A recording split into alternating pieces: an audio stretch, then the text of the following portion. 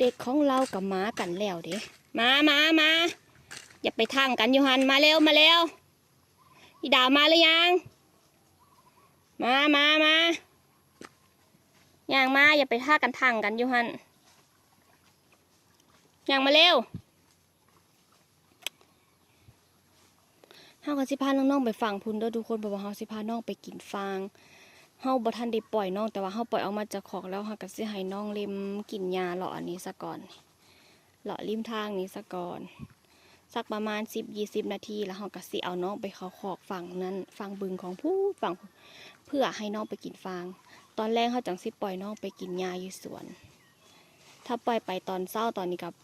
มันไปแป๊บเดียวมันก็กลับลงมาทุกคนเพราะว่ามันร้อนเสียเวลาก็เลยไปกินฟางดีกว่ามีฟางให้กินอยู่มาเร็วมาอย่างมามื้อนี้เฮาก็ไปกับหญิงแม่2 คนเพราะว่าอายเฮาบ่อยู่อายเฮาไปธุระ2-3 มื้อไล่ลงนี่แล้วมองเก่านี่แหละเดี๋ยวมากระซิบพากันไถไปเองละมั้งอ้อมไปพุ่นมันบ่ได้กินน้ำเฮ้ย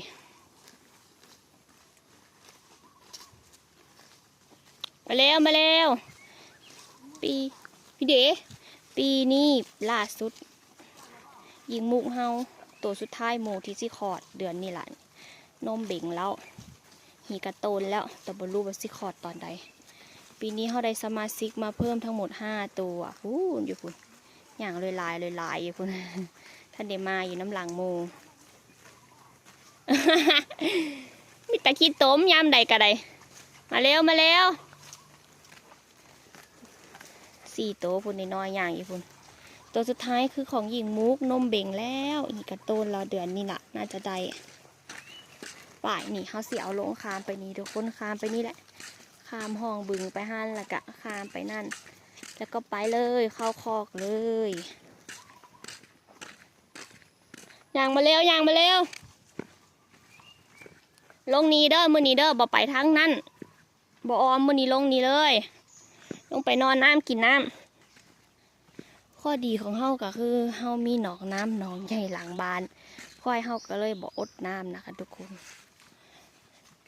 นอนได้ตลอดเวลากินได้ตลอดเวลา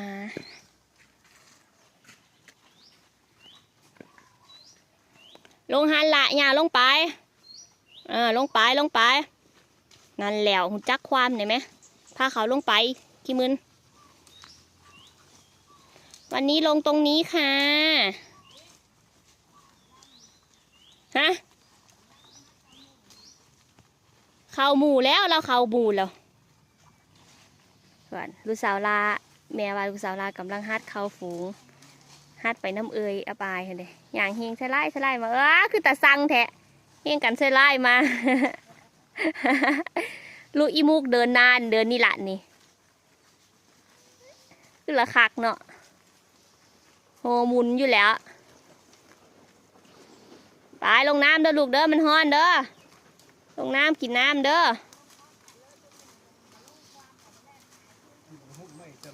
เฮ้เด้อพ่อหุ่มมาเห็ดเด้อไปลงไปเด้อลงไปนี่อันนี้พอเขาเอาฟางไปให้มาแล้วพอเอาฟางไปใหญ่อีกขอกหนึ่งมาฟางไปไว้เพื่อให้น้องไปกินโอ้ยไปลงไปข้ามไปลูก